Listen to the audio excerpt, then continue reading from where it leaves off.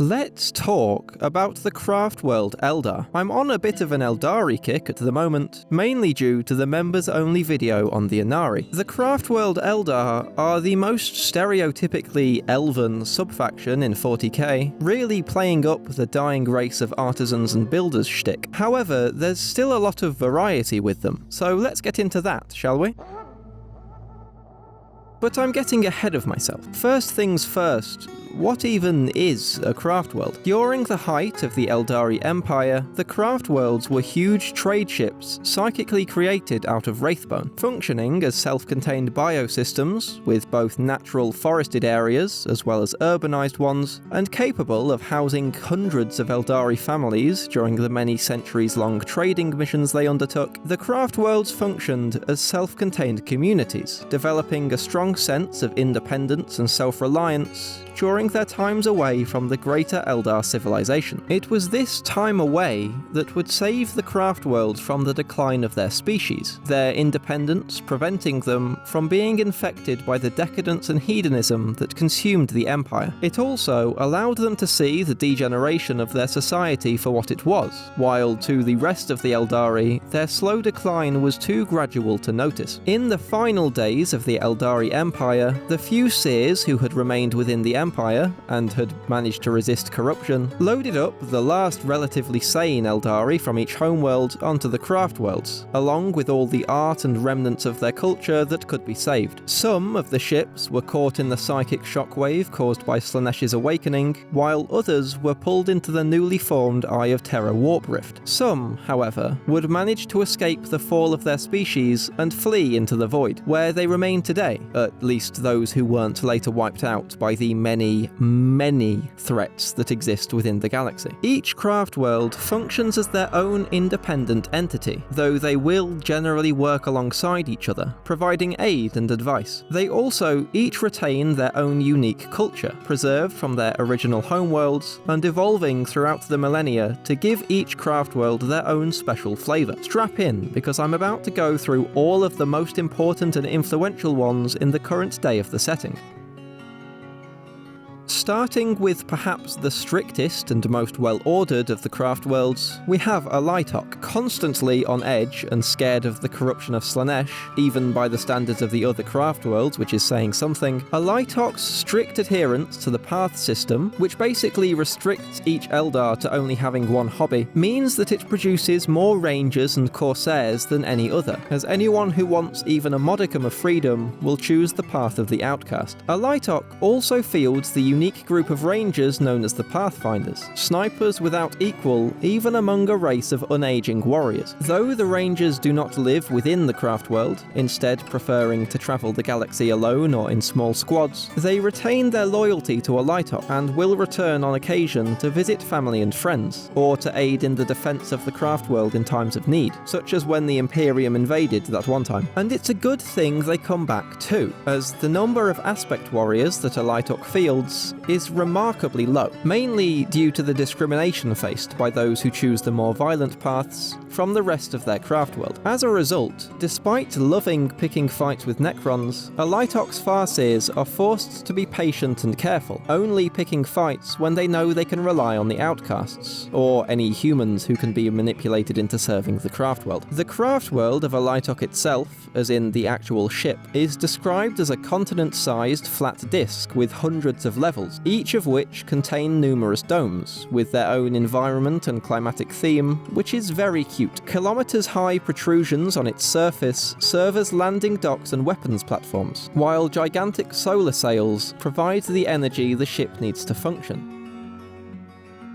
Bet you weren't expecting this one, were you? The Black Library of Chaos, to give it its full title, is a secret Craftworld hidden within the Webway that serves as the Eldari's repository of forbidden knowledge on the topic of the ruinous powers, as well as the home of the Harlequins and of Kegarak, the Laughing God. Governed by a body of the wisest Farseers drawn from all of the other Craftworlds, known as the Black Council, the existence of the Black Library is a closely guarded secret, with entry allowed only to those who have acknowledged and tempered the chaos that resides within themselves. This has long been a source of frustration to Ahriman of the Thousand Suns.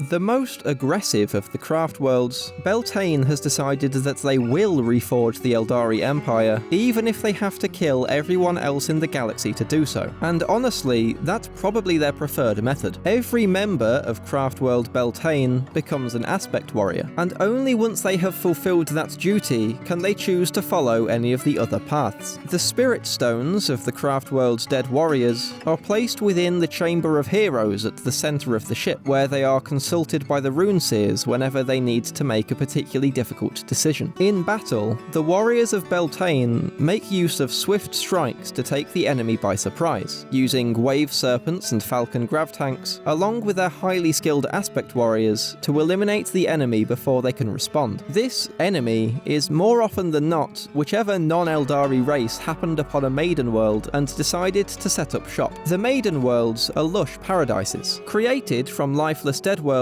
by the pre-fall Aeldari Empire's advanced terraforming technology. They were originally intended to only be used by later generations of Aeldari, once the Empire had expanded, but have since been settled by so-called lesser races such as humans and orcs. Biel-Tan are seeing to that particular problem. Biel-Tan has a particular hatred for orcs over any other sentient race, even helping Imperial forces in battle against them, and creating a unique super heavy grav tank called a Void Spinner, armed with a huge monofilament cannon that also incorporates a technovirus to sterilize the ground that it touches, neutralizing the orc spores that allow them to reproduce. They also have a lovely white and green color scheme, with their vehicles incorporating vines to break up large panels, each thorn on the vine marking a kill made by the pilot. It's worth noting that all of this was true before Ivrain and the Inari exploded the Craftworld to allow the Incarn to manifest. The survivors are sellotaping it back together though.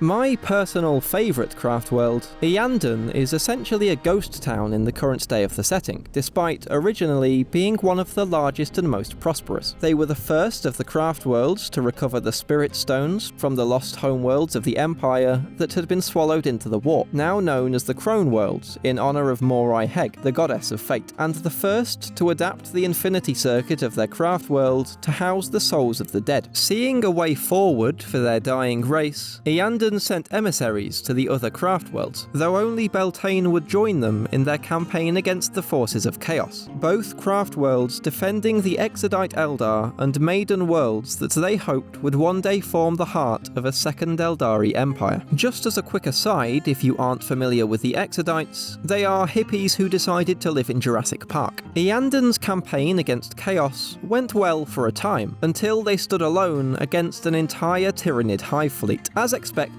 by everyone except Iyanden themselves somehow, this didn't turn out well, and now the Craftworld teeters on the brink of extinction, a somber and desolate vessel where the living Eldar are outnumbered by the Wraith constructs, cybernetic warriors animated by the souls of their fallen kin. Very sad, but unbelievably cool.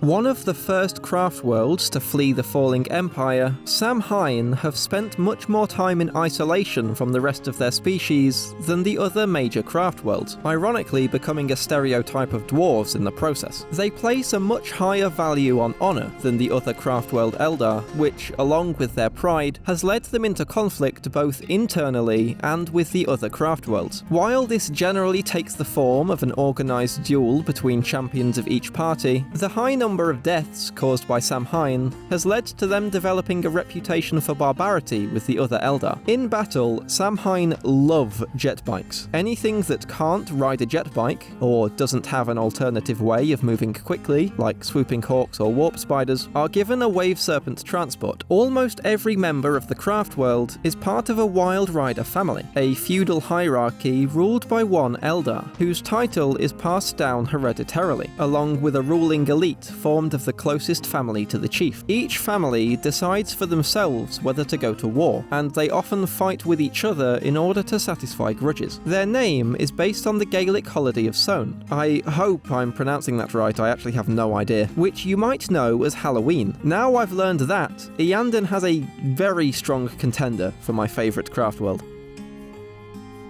The Ultramarines of the Craftworlds, Ulthwé was caught in the pull of the Eye of Terror during the birth of Slaanesh, where it remained until the opening of the Cicatrix Maledictum in the late 41st millennium. Despite having fewer aspect warriors than the other Craftworlds, except maybe Alaitoc, Ulthwé maintains a standing militia known as the Black Guardians, who are better trained than the Guardian militias of the other Eldar. Home to many of the most powerful psykers in the galaxy, including Eldrad Ulthran, Ulthwé used their positions of Guardians of the Eye of Terror to keep an eye on the machinations of chaos, using their foresight to preserve the Eldar and thwart the forces of the ruinous powers. The Craftworld is led by a group of psykers known as the Seer Council, who both overtly and secretly interfere with other races in an attempt to steer fate in their favour. This included attempting to warn the Imperium of Horus's betrayal, although unfortunately they chose Fulgrim to talk to, so that didn't go well, as well as causing the Second War of Armageddon, after Eldrad redirected the forces of Ghazghkull Mag Uruk Thraka away from a nearby Craftworld and towards the Imperial planet. Ulthwé also has a secret alliance with a navigator house within the Imperium, who were once saved by the Craftworld. In return, House Belisarius, no relation, allowed the Eldar to request their help 7 times, of which only 5 have so far been called in. Since the opening of the Great Rift, Ulthwé is now able to travel across the galaxy, although they also have a lot more work to do due to the rampant demonic incursions. They also had a bit of a civil war, with some leaving to follow Eldrad Ulthran into exile, and others leaving to join the Inari.